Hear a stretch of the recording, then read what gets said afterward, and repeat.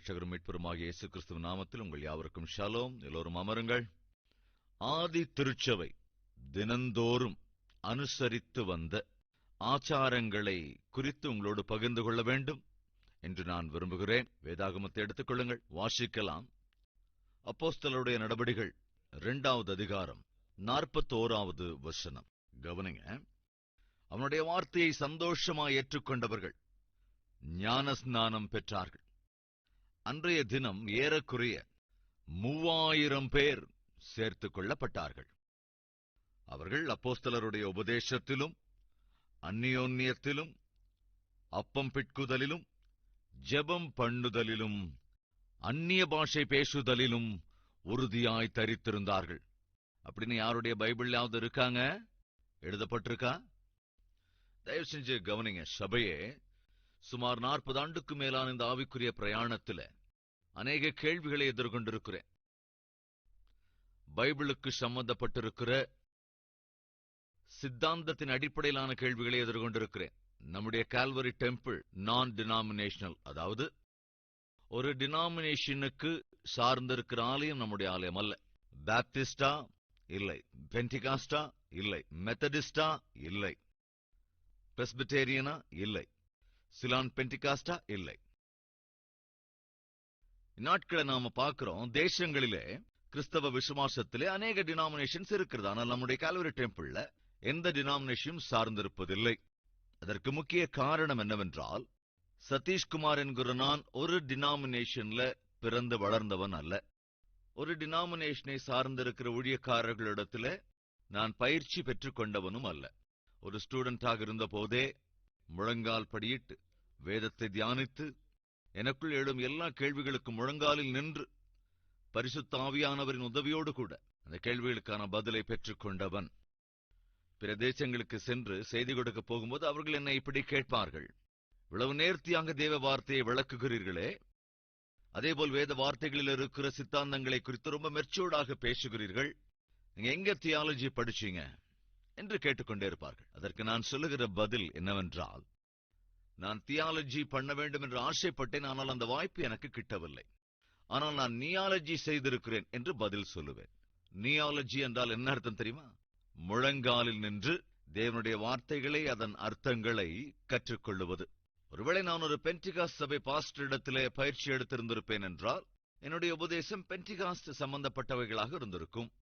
ஒருவேளை நான் ஒரு பாப்டிஸ்ட் சபையின் பாஸ்டரிடத்திலே பயிற்சி எடுத்திருந்திருப்பேன் என்றால் என்னுடைய உபதேசங்கள் பாப்டிஸ்ட் சித்தாந்தத்தின் அடிப்படையானதாக இருந்திருக்கும். அதேபோல மெத்தடிஸ்டாக இருந்தாலும், அல்லது பிரெஸ்பிடேரியனாக இருந்தாலும், அல்லது செவன்த் டே அட்வென்டிஸ்டாக இருந்தாலும், அல்லது சிஎஸ்ஐ ஆக இருந்தாலும், ஒருவேளை நான் இந்த டினாமினேஷன்ஸை சார்ந்த ஊழியக்காரர்களிடம் பயிற்சி பெற்றிருந்திருப்பேன் என்றால் அவர்கள் கற்றுக் கொடுக்கிற சித்தாந்தம் தான் கரெக்ட் என்ற எண்ணத்தோடு அதே டாக்டரினை நான் ஒருவேளை கடைபிடித்திருப்பேன். ஆனால் 12 வயதிலே ரட்சிக்கப்பட்டு 18வது வயதிலே தேவ செய்தி கொடுக்க ஆரம்பித்த நான் ஒரு ஸ்டூடெண்டாகவே முழங்காலில் நின்று வேதத்தை தியானிக்க கற்றுக்கொண்டிருந்தேன். ஸ்டூடெண்டாக இருந்தபோது கட்டாயம் ஒரு நாளைக்கு 2 மணியிலிருந்து 3 மணி நேரம் வரைக்கும் தினந்தோறும் எக்ஸாம்ஸ் இருந்தாலும், செமஸ்டர் இருக்கிற போதும் கூட கட்டாயம் 2லிருந்து 3 மணி நேரம் வரைக்கும் வேதத்தை தியானிப்பதற்கும் ஜெபிப்பதற்குமான கிருபையை தேவன் எனக்கு அருளியிருந்தார். அதைத் தொடர்ந்து 91 நான் ஹைதராபாத்துக்கு வந்தேன். அப்படி வந்தபோதுதான் கால்வரி ஊழியங்கள் ஸ்டார்ட் ஆச்சு. அதாவது ஒரு டினாமினேஷனுக்கு சம்பந்தப்படாமல், டினாமினேஷனுக்கு சம்பந்தப்பட்டிருக்கிற டாக்டரினோடு இணைந்து கொள்ளாமல், தேவன் எனக்கு கற்றுக் கொடுத்த வார்த்தைகளை உபதேசிக்க எனக்கு கிருபை செய்தார். எனவே நான் பிரசங்கிக்கிற வார்த்தைகள் இருக்கிறது அல்லவா, அவை தேவன் எனக்கு அருளியிருக்கிற வார்த்தையை குறித்ததான ஞானம்.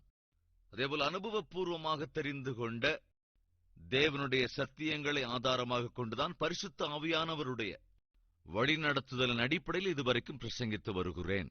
அந்த சமயத்தில் தேவன் எனக்கு சொன்னது என்னவென்றால், தீர்க்க தரிசனத்தின் அடிப்படையில் தேவ செய்தியை போதிக்கின்ற கிருபை நான் உனக்கு அருளியிருக்கிறேன்.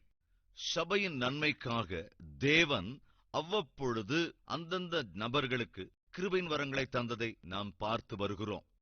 அதே சமயத்தில் சபையே, ஒருவேளை யாராவது உங்களிடத்துல நீங்க அந்நிய பாஷை பேசுவீங்களா?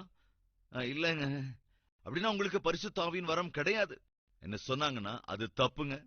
அது தேவ வார்த்தைக்கு விரோதமானது. ஏனென்றால் ரட்சிக்கப்பட்ட எல்லோரும் அந்நிய பாஷையில் பேசுவது கட்டாயம் என்று பைபிள்ல எங்கேயும் இல்ல. ரட்சிக்கப்பட்ட எல்லாரும் கட்டாயமா அந்நிய பாஷையில் பேசுவாங்கன்னு எங்கேயும் இல்ல. உதாரணத்துக்கு உங்களுக்கு ஒரு வசனத்தை நான் காட்ட விரும்புகிறேன். கொரிந்தியர் முதலாம் நிருபம் 12வது அதிகாரம் 7 மற்றும் 8வது வசனங்களை வாசிக்கலாம். கவனிங்க. ஆவியினுடைய அனுக்கிரகம் அவனவனுடைய பிரயோஜனத்திற்கென்று அளிக்கப்பட்டிருக்கிறது. எப்படியெனில் ஒருவனுக்கு ஆவியினாலே ஞானத்தை போதிக்கும் வசனமும். எது முதல்ல மென்ஷன் செய்யப்பட்டிருக்குதுன்னு கவனிங்க. எது முதல்ல இருக்கு? ஆவியின் வரத்தை குறித்து பேசுகிற போது முதலாவது எது அங்கே குறிப்பிடப்படுகிறது? வசனத்தை போதிக்கக்கூடிய வரம். மறுபடியும் வாசிக்கலாம். எப்படியெனில் ஒருவனுக்கு ஆவியினாலே ஞானத்தை போதிக்கும் வசனமும், வேறொருவனுக்கு அந்த ஆவியினாலேயே அறிவை உணர்த்தும் வசனமும், வேறொருவனுக்கு அந்த ஆவியினாலேயே விசுவாசமும், வேறொருவனுக்கு அந்த ஆவியினாலேயே குணமாக்கும் வரங்களும், வேறொருவனுக்கு அற்புதங்களை செய்யும் சக்தியும், வேறொருவனுக்கு தீர்க்க தரிசனம் உரைத்தலும், வேறொருவனுக்கு ஆவிகளை பகுத்தறிதலும், வேறொருவனுக்கு பற்பல பாஷைகளை பேசுதலும், வேறொருவனுக்கு பாஷைகளை வியாக்கியானம் பண்ணுதலும் அளிக்கப்படுகிறது. கிருபையின் வரங்களிலே முதலாவதாக குறிப்பிடப்படுவதென்ன? வசனம். கடைசியாக சொல்லப்பட்டிருப்பது பாஷை. இப்ப இன்னொரு வசனம் கூட, 28வது வசனம்.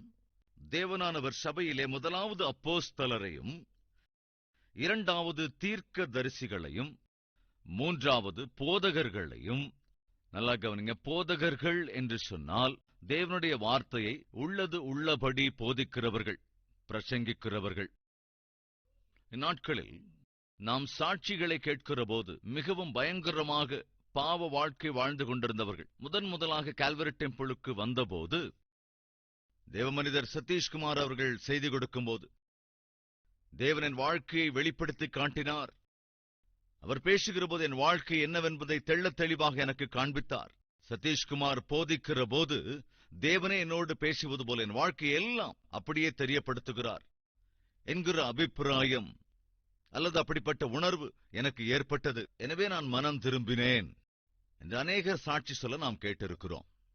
உங்களை குறித்து எனக்கு தெரியாவிட்டாலும், நீங்கள் என்ன சூழ்நிலையில் இருக்கிறீர்கள் என்பது எனக்கு தெரியாவிட்டாலும், தேவ செய்தியை கொடுக்கிற போது உங்களில் எத்தனை பேருக்கு அந்த உணர்வு ஏற்பட்டிருக்கிறது? தேவன் என்னோடு பேசுகிறார், என்னுடைய சூழல் அவருக்கு தெரிந்திருப்பதனால, என்னுடைய கஷ்டங்களை குறித்து, நான் எதிர்கொள்ளுகிற பிரச்சனைகளை குறித்து, நான் போய்கொண்டிருக்கிற மரண இருளின் பள்ளத்தாக்கின் அனுபவங்களை குறித்து, எனக்குள் இருக்கிற பலவீனங்களை குறித்து, பொருளாதார பிரச்சனைகளை குறித்து, குடும்ப பிரச்சனைகளை குறித்து, யாருக்கும் தெரியாமல் செய்து கொண்டிருக்கிற பாவங்களை குறித்து தேவன் என்னோடு பேசினார் என்ற உணர்வு உங்களில் எத்தனை பேருக்கு ஏற்பட்டிருக்கிறது?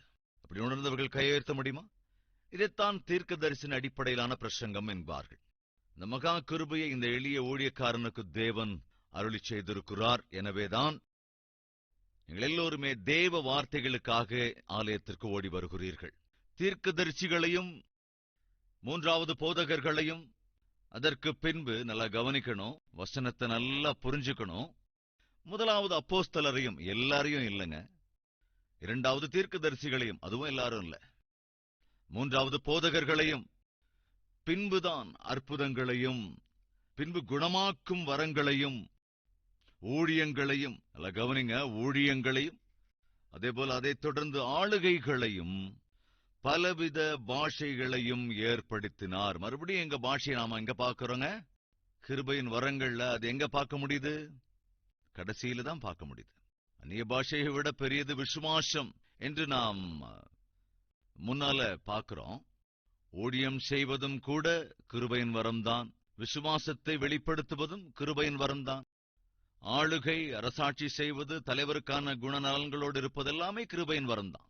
அதனால உங்களை யாராவது ஒருவேளை அந்நிய பாஷையில பேச முடியலனாலும் அதன் அடிப்படையில் நீங்க கன்ஃபியூஸ் ஆக வேண்டிய அவசியமே இல்ல. யாராவது உங்ககிட்ட வந்து நீங்க அந்நிய பாஷை பேசுவீங்களா இல்லன்னு சொன்னா, அப்படின்னா உங்களுக்கு பரிசுத்த ஆவியின் அனுபவம் இல்லன்னு சொன்னாங்கன்னா கவலைப்படாதீங்க, அது தவறான போதனை. எல்லாரும் அந்நிய பாஷையில பேச முடியாது, சிலர் தான் பேச முடியும். அதே சமயத்துல சபையே அன்று 3000 பேர் பேதுரு தேவ செய்தியை பிரசங்கித்த போது அவர்கள் ரட்சிக்கப்பட்டதாக நாம் பார்த்தோம். ரைட்? இது ஆதி திருச்சபை. அதாவது பரிசுத்த ஆவியானவருடைய ஏவுதலினாலே பேதுரு பிரசங்கித்த தேவ வார்த்தையை கேட்டு அவர்கள் தங்கள் இருதயத்திலே ஏவப்பட்டு குத்தப்பட்டு, ஆண்டவன்மாரே, ரட்சிக்கப்படுவதற்கு நாங்கள் என்ன செய்ய வேண்டும் என்று கேட்டபோது தேவன் பேதுருவின் மூலமாக சொன்ன வார்த்தை என்னவென்றால், இயேசு கிறிஸ்துவை விசுவாசியுங்கள், அப்பொழுது நீங்களும் பரிசுத்த ஆவியின் வரத்தை பெற்றுக்கொள்வீர்கள். கிறிஸ்துவை ஏற்றுக்கொள்ளுவது பரிசுத்த ஆவியை பெற்றுக்கொள்ளுவது. கிறிஸ்துவை ஏற்றுக்கொண்டிருக்கிற எல்லோருமே கூட பரிசுத்த ஆவியின் வரத்தை அருள பெற்றிருக்கிறார்கள். இப்ப என்னோட கேள்வி, ஆதிசபை பார்த்தோம் இல்லையா? இங்க அப்படி ஆரம்பிக்கப்பட்ட இந்த ஆதி திருச்சபை என்ன செய்தது என்று வேதம் சொல்லுகிறது. மீண்டும் வாசிக்கலாம், கவனிங்க. ஏறக்குறைய 3000 பேர் சேர்த்துக் கொள்ளப்பட்டார்கள். அப்போஸ்தலர் 2:42. அவர்கள் அப்போஸ்தலருடைய உபதேசத்திலும் அந்யோன்யத்திலும் அப்பம் பிட்குதலிலும் ஜெபம் பண்ணுதலிலும் உறுதியாய் தரித்திருந்தார்கள். அவர்கள் என்ன செய்தார்கள் என்பது வேதத்துல ரொம்ப தெளிவா இருக்கு. அவங்க வார்த்தைக்கு தான் முதலிடம் கொடுத்தாங்க. இரண்டாவது, சபையாக ஒரு சமூகமாக ஒன்று கூடுவதற்கு மதிப்பு கொடுத்தாங்க. மூன்றாவது, அப்பம் பிட்குதல், திராட்சை ரசத்தை எடுத்துக் கொள்ளுதல். அடுத்ததாக ஜெபத்திலே உறுதியாய் தரித்திருத்தல். கவனிங்க, இவர்கள் எல்லோருமே ரட்சிக்கப்பட்டிருந்தவர்கள், அவர்கள் எல்லோருமே பரிசுத்த ஆவியை பெற்றிருந்தவர்கள். ஆனால் இங்கே நாம் பார்க்கிற போது ஆதி திருச்சபை ரட்சிக்கப்பட்டு பரிசுத்த ஆவியை பெற்றுக்கொண்ட போது அவர்கள் அந்நிய பாஷை பேசியதாக எங்கேயும் பார்க்க முடியாது. ஆதி திருச்சபை 3000 பேர் அன்றைய நாளிலே ரட்சிக்கப்பட்டதற்கு பிறகு அவர்கள் அந்நிய பாஷையில் பேசியதாக எழுதப்படவில்லை. ரட்சிக்கப்பட்டார்கள், ஞானஸ்நானம் எடுத்துக் கொண்டார்கள், பரிசுத்த ஆவியையும் பெற்றுக் கொண்டார்கள். ஆனால் பாஷைகளில் பேசினார்களா என்றால் அந்நிய பாஷைகளை பேசினதாக நம்ம பார்க்கவே முடியாது. அதே சமயத்தில் தயவு செஞ்சு கவனிக்கணும், அவங்க என்ன செஞ்சாங்கன்னு நாம தெளிவா பார்த்தோம். முதலாவது, வசனத்துக்கு மதிப்பு கொடுத்தாங்க. பரிசுத்த ஆவியை கொண்டிருக்கிற மனிதன் என்ன செய்வான்? தேவ வார்த்தையை நேசிப்பான். உங்கள் எத்தனை பேர் தேவ வார்த்தையை நேசிக்கிறீங்க? கையெழுத்து காட்ட முடியுமா? அதனால்தான் இன்று உபவாச ஜெப கூடுகைக்கு இத்தனை பேர் வந்திருக்கிறீர்கள். ஒரு புறத்திலே நாம் கேட்கிற தேவ வார்த்தை நமக்குள் விசுவாசத்தை பெருக்கிக் கொண்டே இருக்கிறோம் என்ற நம்பிக்கை. அப்படி பெருகுகிற விசுவாசத்தோடு கூட ஜெபம் செய்தால் தேவன் அந்த ஜெபத்துக்கு பதில் தருவார் என்கிற விசுவாசம். எனவே வார்த்தையை நேசிக்கிற சபை நம் சபை. அதுதான் பரிசுத்த ஆவியினால் நிரப்பப்பட்டிருக்கிற ஒருவனுக்குள் காணப்படுகின்ற குணலட்சணம். அடுத்தது, அந்யோன்யமாக கூடியிருத்தல். எஸ், நம்முடைய சபையில சகவாசத்தோடு அந்யோன்யத்தோடு இருப்பது, அதை வாழ்க்கையில முக்கியமான பொறுப்பென்று உணர்ந்திருக்கிறவர்கள் இருப்பதினால்தான் நம்முடைய ஆலயம் நிரம்பி வடிந்து கொண்டே இருக்கிறது. சபையை நேசிக்கிற சபை நம்முடையது, அந்யோன்யத்தை நேசிக்கிற அந்யோன்யம் நம்முடையது. சபையாக கூடி தேவனை ஆராதிக்கின்ற சபையோர் நாம். இது பரிசுத்த ஆவியை கொண்டிருக்கிறவர்களுக்குள் இருக்கிற குணாதிசயங்கள். அப்பம் பிட்குதல், எஸ், நமக்கு இருக்கிற வாய்ப்பின் அடிப்படையில ஒவ்வொரு முதல் ஞாயிறன்றும் 3வது ஞாயிறன்றும் அப்பம் பிட்குதல், கிறிஸ்துவோடு சேர்ந்து இந்த போஜனத்திலே பங்கு கொள்ளுகிறோம். அது பரிசுத்த ஆவியானவருடைய ஏவுதலின் அடிப்படையில் நடக்கிற காரியம். இயேசு கிறிஸ்துவால் அருளப்பட்டிருக்கிற அடுத்த உடன்படிக்கை 4வது, ஜெபம். ஜெபம் என்பது நமக்காக மாத்திரமே அல்லாமல் நம்மோடு நம்மை சுற்றி இருக்கிறவர்களுக்காகவும் செய்கின்ற ஒரு முக்கியமான காரியம். அது பரிசுத்த ஆவியானவருடைய கிரியை. இன்று நாம் செய்து கொண்டிருக்கிற இந்த ஊழியம் என்பது வேதத்தின் அடிப்படையிலானது. அதேபோல் பரிசுத்த ஆவியானவருடைய ஏவுதலினாலே வழிநடத்தப்படுகிற அற்புதமான கூட்டம். தேவன் ஸ்தாபித்த ஆதி திருச்சபை கடைபிடித்த அனுதின ஆச்சாரங்கள். முதலாவது 44ஆம் வசனம், விசுவாசிகள் எல்லாரும் ஒருமித்திருந்து சகலத்தையும் பொதுவாய் வைத்து அனுபவித்தார்கள். காணியாட்சிகளையும் ஆஸ்திகளையும் விற்று ஒவ்வொருவனுக்கும் தேவையானதற்கு தக்கதாக அவைகளில் எல்லாருக்கும் பகிர்ந்து கொடுத்தார்கள். அவர்கள் ஒருமனப்பட்டவர்களாய் தேவாலயத்திலே அனுதினமும் டைம் கிடைக்கிறப்போ கூடிக்கிட்டு, அப்படின்னு உங்க பைபிள்ல இருக்காங்க இல்லையாங்க? அப்ப வேற என்ன இருக்கு? தேவாலயத்துல அனுதினமும் தரித்திருந்து. இன்றைக்கு நம்மள சில பேர் வாரத்துக்கு ஒரு தடவை தேவனுடைய ஆலயத்துக்கு வர்றதே பெரிய விஷயம் ஆயிடுச்சுல்ல. அன்றைய ஆதி திருச்சபையை கவனிங்க. அனுதினமும் தவறாம சபையாக அவர்கள் எல்லோரும் என்ன செய்தார்கள்? ஒருமித்து கூடினார்கள். என்னுடைய வேண்டுதல், ஃப்ரைடே உபவாச கூடுகையில பங்கெடுக்கிறீங்களா? தவறாம உபவாச கூடுகையில பங்கெடுத்துக்கங்க, அது ஆசீர்வாதம். ஞாயிற்றுக்கிழமை உயிர்த்தெழுந்த நாள், அதாவது இயேசு நமக்காக உயிர்த்தெழுந்த திருநாள். நம்முடைய விசுவாசத்துக்கு ஆதாரம் உயிர்த்தெழுதல். எனவே உயிர்த்தெழுந்த அந்த நாளன்று நாம் ஆண்டவருடைய சந்நிதியிலே இருப்பது ஆசீர்வாதம். ஒரு வாரம் வந்துட்டு ஒரு வாரம் வராம இருக்கிறது நல்லது இல்லைங்க. அது நல்ல ஆவிக்குரிய நடத்தையும் இல்லை. ஒரு நாள் ஸ்கூலுக்கு போயிட்டு மறுநாள் கட்டடிக்கிற ஸ்டூடெண்ட் ஒரு நல்ல ஸ்டூடெண்டா இருக்க முடியுமாங்க? 2 நாள் வேலைக்கு போயிட்டு 2 நாள் வேலைக்கு போகாத ஒரு உத்தியோகஸ்தன் ஒரு நல்ல உத்தியோகஸ்தன் அல்லவே அல்ல. ஒரு வாரம் ஒரு ஞாயிற்றுக்கிழமை தேவனுடைய ஆலயத்துக்கு வந்துட்டு மறு ஞாயிற்றுக்கிழமை ஆலயத்துக்கு வராம இருக்கிறவன் நல்ல விசுவாசி அல்லவே அல்ல. ஆதி திருச்சபை அனுதினமும் அந்யோன்ய ஐக்கியத்தோடு சபையாக தவறாமல் கூடினார்கள். அனுதினமும் நம்முடைய கால்வரி டெம்பிள்லயும் 5 மணிலிருந்து 6 மணி வரைக்கும் ஆராதனை இருக்கிறது. இதேபோல சாயங்காலம் 6 மணிலிருந்து 7 மணி வரைக்கும் ஆராதனை நடக்கிறது. பாடல் பாடுவோர் வந்து பாடல்களை பாடி துதிப்பார்கள். ஜெபத்திலே வழிநடத்துகிறவர்கள் வந்து ஜெபத்திலே வழிநடத்துகிறார்கள். தேவ செய்தி கொடுக்கப்படுகிறது, அந்த தேவ செய்தியை கேட்கிறார்கள். தேவ வார்த்தையை கேட்டு பலப்படுகிறார்கள். ஒருவேளை நீ ஒவ்வொரு நாளும் தேவாலயத்துக்கு வந்து அவருடைய சந்நிதியில் ஜெபிக்க முடியாவிட்டாலும், பாடல்களை பாட முடியாவிட்டாலும், உன்னுடைய வீட்டையே தேவாலயமாக மாற்றி தினந்தோறும் உன்னுடைய வீட்டிலேயே உன் பிள்ளைகளோடு சேர்ந்து நீ ஜெபம் செய்து பார், அது பெரிய ஆசீர்வாதம். அந்த ஆதி திருச்சபை என்ன செய்ததாம்? தவறாம, விட்டு விடாம, மறந்து போயிடாம அனுதினமும் ஐக்கியமாக கூடிக்கொண்டு சபையாய் கூடி அவர்கள் தேவனை ஆராதித்தார்கள். இன்னொரு வசனம் கூட, அப்போஸ்தலர் 17வது அதிகாரம் 10 மற்றும் 11ஆம் வசனங்கள். உடனே சகோதரர் ராத்திரி காலத்திலே பவுலையும் சீலாவையும் பெரோயா பட்டணத்துக்கு அனுப்பிவிட்டார்கள். அவர்கள் அங்கே சேர்ந்து யூதருடைய ஜெப ஆலயத்திற்கு போனார்கள்.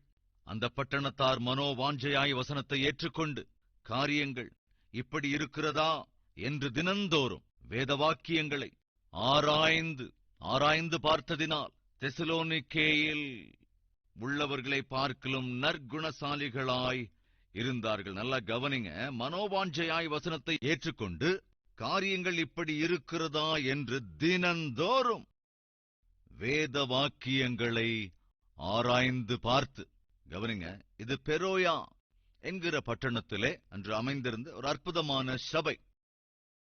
இந்த சபையின் தனித்துவத்தை கொஞ்சம் கவனிங்க. வேத வார்த்தையை ஆராய்ந்து பார்க்கிற சபை, வேத வார்த்தையை பரிசீலிக்கிற சபை. அதுவும் எப்போ? அப்பப்போ இல்லைங்க. எப்பவா?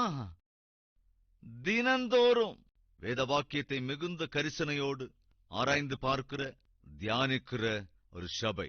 சபையை கவனிக்கிறீங்களா? ஆதி திருச்சபை அனுதினமும் தேவ வார்த்தையை அவர்கள் பரிசீலித்தார்கள், ஆராய்ந்தார்கள், தொடர்ந்து தியானித்தார்கள். அதனால வேதாகமத்தில் நாம பார்க்கிறோம், தெசலோனிக்கேயில் இருந்த சபையை காட்டிலும் பெரோயா சபையில் இருந்தவர்கள் அற்புதமானவர்கள். நம்முடைய ஆவிக்குரியவர்களாய் இருக்க வேண்டும் என்ற விருப்பம் உங்களுக்குள் இருக்கும் என்றால், கட்டாயமாக தினந்தோறும் தேவ வார்த்தையை வாசிக்கணும், தியானிக்கணும், அந்த வார்த்தையின் அடிப்படையில வாழணும். வேத வசனத்தின் அடிப்படையில் வாழ்ந்தா என்னாகும்? தேவ வார்த்தைக்கு மதிப்பு கொடுத்தா என்னாகும்? தேவ வார்த்தையின் அடிப்படையில் உங்க வீட்டை கட்டிக்கிட்டா என்ன நடக்கும்? இந்த பெரோயாவில் இருந்த சபை உறுப்பினர்கள் தேவ வார்த்தையை தினந்தோறும் வாசித்தார்கள். எனவேதான் அவர்களை குறித்து மிகவும் பிரத்யேகமாக வேதத்தில் எழுதப்பட்டிருக்கிறது. தெசலோனிக்கேயாவில் இருந்த சபை உறுப்பினர்களை காட்டிலும் இவர்கள், இந்த பெரோயா சபையை சார்ந்தவர்கள், கனத்துக்குரியவர்கள். காரணம் என்ன? வேதத்தை தினந்தோறும் வாசிப்பதோடு தியானித்தார்கள். தேவ வார்த்தைதான் உன்னை கனப்படுத்தும். அந்த வார்த்தைதான் கனமுள்ள நபராக உன்னை வெளிப்படுத்தும். நாட்கள்ல கால்வரி டெம்பிள் இந்த உலகத்திலேயே 2வது பெரிய சபை என்று அழைக்கப்படுகிறது. அதுக்கு காரணம் சதீஷ்குமாரா? இல்லவே இல்லைங்க. அப்புறம் தேவ வார்த்தை. தேவ வார்த்தை தான் நம்முடைய சபையை இந்த ஸ்தானத்திற்கு கொண்டு வந்திருக்கிறது. இன்று கால்வரி டெம்பிள் உலக நாடுகளுக்கு ஒரு சவாலாக இருக்கிறது.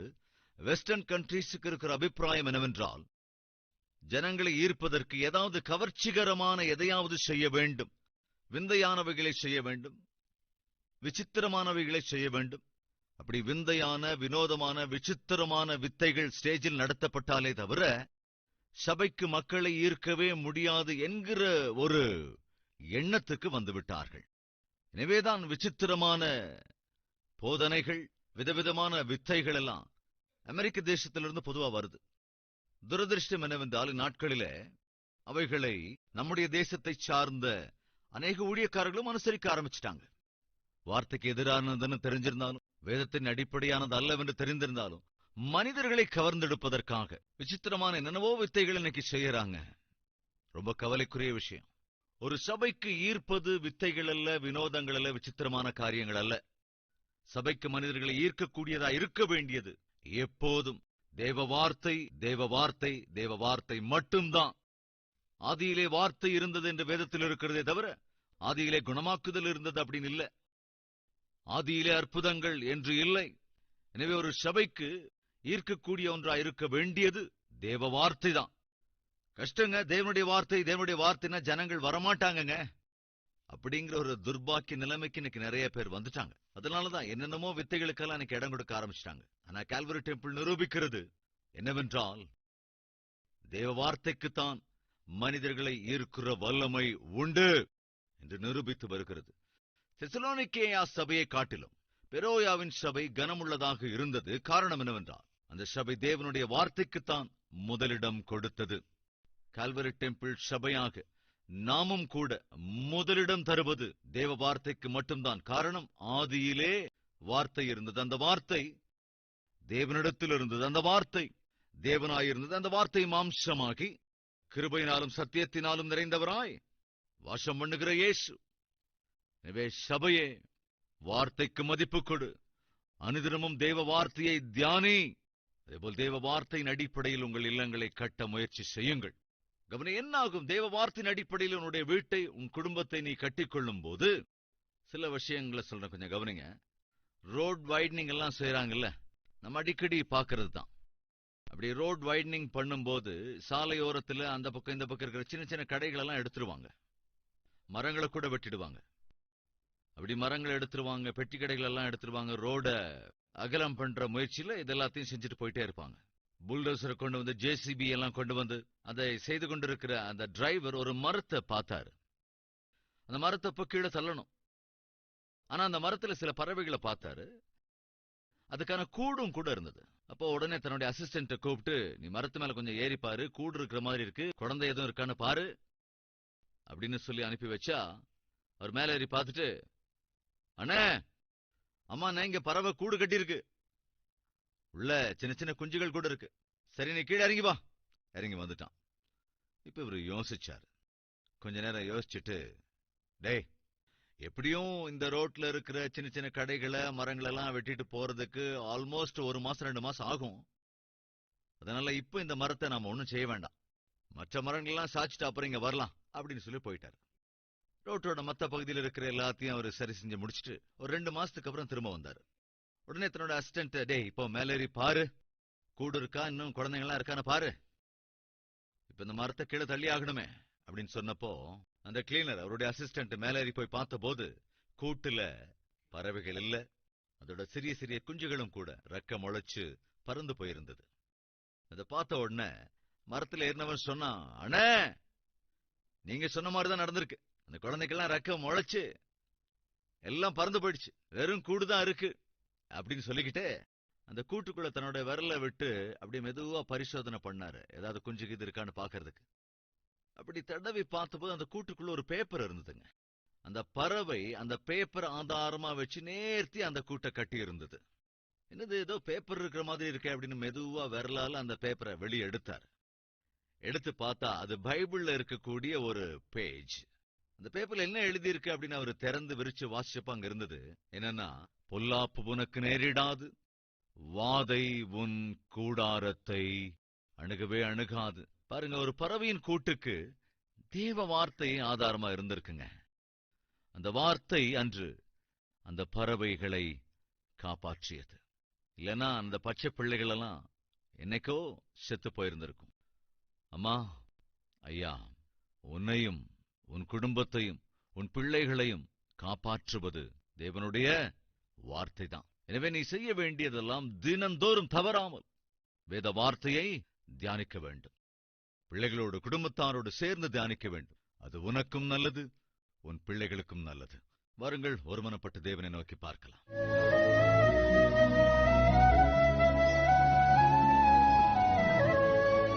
எங்களை காக்கிற எங்கள் அன்புள்ள பிதாவே, எங்கள் தேவைகளை நீர் அறிந்திருக்கிறீர். நாங்கள் உம்மை கனப்படுத்தினால் நீர் எங்களை கட்டாயம் கனப்படுத்துவீர். நாங்கள் உம்முடைய அன்பை எங்கள் கிரியைகளில் காண்பித்தால் உம்முடைய அன்பை இன்னும் அதிகமாய் எங்களுக்கு காண்பிப்பீர். அனுதினமும் உம்முடைய சந்நிதியில் முழங்கால் படியிட்டு ஒவ்வொரு வாரமும் உம்முடைய சந்நிதியில் காணப்பட்டு ஒவ்வொரு வாரமும் உம்முடைய வார்த்தைகளை அக்கறையோடு வாசித்து தியானிக்கிற, அனுதினமும் உம்முடைய அன்பை உலகத்துக்கு பகிர்ந்து கொடுக்கிற, அனுதினமும் யாரோ ஒருவரிடமாவது உம்மை குறித்த சத்தியத்தை ஆண்டவரே சொல்லிக் கொடுத்து உம்முடைய ராஜ்யத்திற்குள் வழி நடத்துகிற அற்புதமான ஆவிக்குரிய நடத்தை எங்கள் ஒவ்வொருவருக்கும் அருளிச் செய்யுங்க ராஜா. கிருபையாய் இறங்குங்கப்பா. எப்பொழுது உம்முடைய சந்நிதியிலே உம்முடைய பிள்ளைகள் செய்கிற ஜெப விண்ணப்பத்துக்கு செவிசாய்த்து ஆண்டவரே உம்முடைய பதிலை அருளிச் செய்யுங்க. பிள்ளைகளுக்கு தேவையான ரட்சிப்பை அருளிச் செய்யுங்க ராஜா. எங்கள் குடும்பத்துக்கு தேவையாயிருக்கிற பாதுகாப்பு அருளிச் செய்யுங்க ஆண்டவரே. யாரெல்லாம் இந்த சமயத்திலே சுகவீனத்தோடு இருக்கிறார்களோ அவர்களை கர்த்தாவே உம்முடைய கரத்தினாலே தொட்டு சுகத்தை அருளிச் செய்யும்படி ஜெபிக்கிறேன்.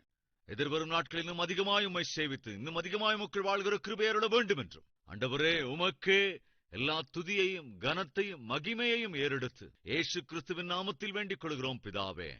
ஆமென்.